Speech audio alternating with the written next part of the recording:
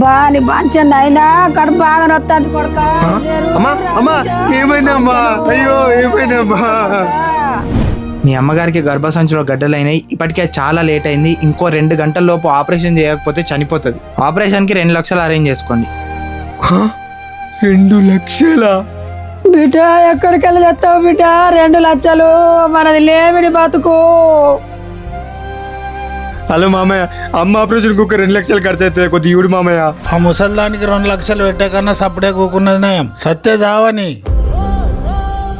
అన్న అబ్బా నా దగ్గర ఒక్క రూపాయి కూడా లేదురా తమ్ముడు. అరే ఇగోరా 2 లక్షలు. ఎంత దోస్తైనా కానీ 10 పైసలు మిత్తిరా. సరేరా. సారీ బాబు, ఇప్పటికే చాలా లేట్ అయింది. మీ అమ్మగారు చనిపోయారు.